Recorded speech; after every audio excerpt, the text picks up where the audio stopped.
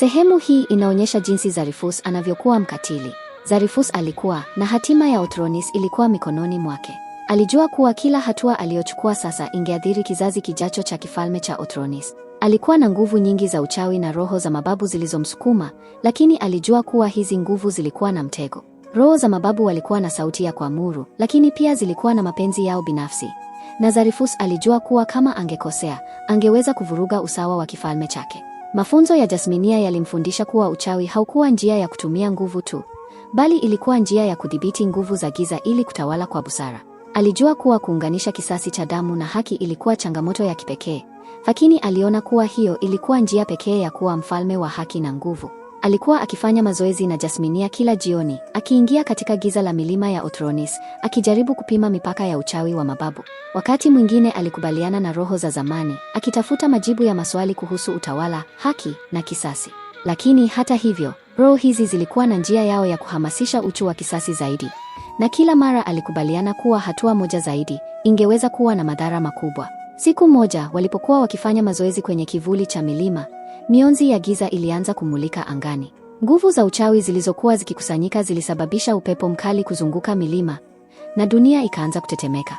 Zarifus alijua kuwa roho za mababu wa Otronis walikuwa wakikusanyika tena kwa shauku. Alijua kuwa ni wakati wa muhimu zaidi katika safari yake. Jasminia aliguswa na nguvu za roho za mababu na akaanza kusema kwa sauti ya chini, maneno ambayo yalionekana kuwa yametoka mbali. Zarifus, roho za mababu wanataka kujua kama kweli uko tayari kuwaongoza Otronis kwa usawa. Usichukue hili kirahisi. Kila roho ina neno lake, na kama hautaweza kuzitawala utazikosa. Zarifus alikusudia kuonyesha udhaifu wa kisasi chake kwa kutumia nguvu za uchawi kwa njia ya hekima. Alijua kuwa hakuna njia ya kurudi nyuma, lakini nguvu za roho za mababu ziliendelea kumlilia, kumlazimisha kufanya maamuzi magumu. Alijua kuwa anahitaji kujitolea kwa kweli ili kutawala kwa haki. Katika kivuli cha milima, ghafla aliona uso wa mfalme Otronis, uso ambao ulijaa kutisha na kisasi. Roho hii ilikuja mbele yake, macho yake yakimwangazia kwa nguvu. Sauti ya mfalme wa zamani ilijaa kwa ghadhabu. Zarifus, mwana wangu, unadhani unaweza kuwa mfalme wa haki wakati unatumia nguvu zako kwa kisasi? Ufalme huu unahitaji mfalme ambaye atatufanya tufurahi kwa uongozi wake, si kwa kulipiza kisasi cha damu.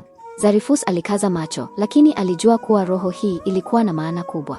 Alikuwa anataka kumhusu mfalme wa zamani, lakini alijua kuwa kama angeweza kudhibiti roho hii, angeweza kutawala kifalme kwa busara. Hekima ya roho za mababu ilimfundisha kuwa kisasi ni sehemu ya ufalme, lakini kutawala kifalme ni pamoja na kudhibiti hisia na kutafuta usawa. Ninajua kuwa kisasi changu ni hatari, lakini lazima nipoe amani katika kifalme changu, Zarifus alisema kwa sauti yenye nguvu, akionyesha uthubutu mbele ya roho za mababu na mfalme Otronis.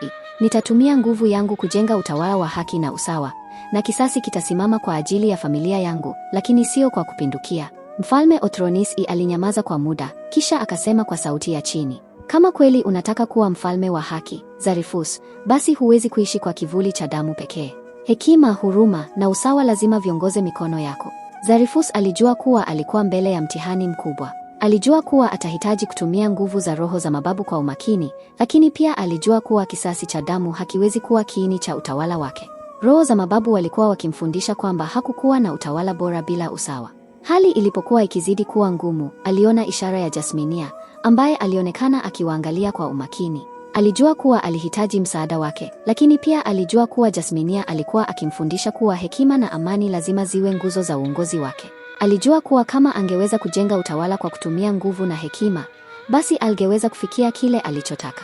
Zarifus alikaa chini, macho yake yakitazama mbali katika mgurumo wa milima ya Otronis. Roho za mababu wa kifalme zilimzunguka, zikimlazimisha kufikiria kwa undani zaidi. Alijua kuwa kipindi cha giza kilikuwa kimefika, lakini nuru ilikuwa bado mbali, ikingojea kuonekana. Hekima ya mababu ilikuwa inamfundisha kuwa utawala wa kweli hauwezi kujengwa kwa kutumia nguvu za kisasi pekee. Lakini nguvu za giza alizozijua na kuzitumia zilikuwa zimejaa ndani yake, zikimwambia kuwa kuachana nazo kulikuwa ni kuikosea haki ya kifalme. Jasminia alikuwa ameongozana na Zarifus kila hatua aliyoichukua. Alikuwa mshirika wake mkuu, akimfundisha njia ya uchawi wa zamani na mbinu za kutawala kwa busara. Lakini kila mara aliangalia kwa tahadhari, akijua kuwa kisasi cha damu kilikuwa kinamchukulia Zarifus katika njia ngumu. Jasminia alijua kuwa kama Zarifus hatoweza kupata usawa, kifalme cha Otronis kitapoteza maadili yake. Zarifus, hatuwezi kujenga utawala wa haki bila kutoa roho zako za kisasi, Jasminia alisema kwa sauti ya chini, huku akimwangalia kwa macho yenye huzuni. Ufalme huu unahitaji kuongozwa kwa hekima na unyenyekevu, sio kwa maumivu.